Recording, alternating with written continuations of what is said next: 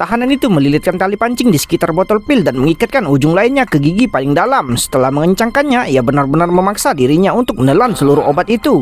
Kemudian ia mengeluarkan korek api dan memasukkan batu api ke dalam celah antara kuku-kukunya. Setelah melakukan semua ini, pria itu mengikat pergelangan tangannya dengan tali sepatu dan kemudian perlahan-lahan meletakkan jarinya di tepi meja. Lalu seluruh ibu jarinya terkilir. Untuk dapat keluar dari penjara ini, ia harus menahan rasa sakit yang sangat luar biasa. Tak lama kemudian, sipir penjara membawanya ke tempat eksekusi tepat waktu.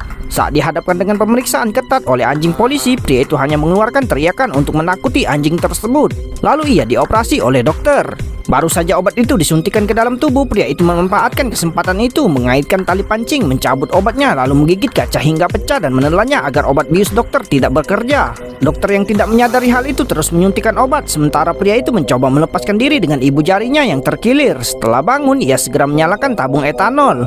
Pria itu kemudian memanfaatkan kekacauan itu untuk melarikan diri dari ruang operasi.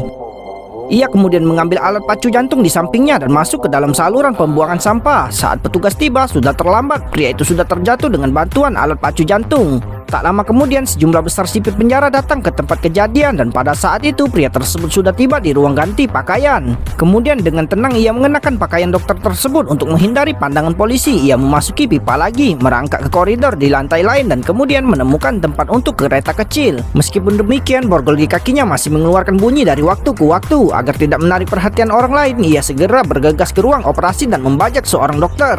Setelah bebas, ia langsung pergi ke ruang distribusi dan menyemprotkan propana dalam jumlah besar ke lantai. Hanya dengan cara ini ia dapat menciptakan kekacauan di rumah sakit. Lalu ia melarikan diri saat tak ada seorang pun yang memperhatikan. Namun tepat setelah ia berhasil menyemprotkan propana, polisi tiba-tiba menemukannya. Keduanya saling berhadapan, suasana menjadi sangat hening. Pria yang tak berdaya itu harus berpura-pura menyerah untuk melawan. Melihat sipir penjara berjalan ke arahnya sambil menodongkan senjata, sebuah ide berani tiba-tiba muncul di benak pria itu. Lalu saat polisi tidak memperhatikan, ia bergegas masuk ke ruang distribusi, lalu menjulurkan kepalanya dan mengangkat tangannya berpura-pura menyerah.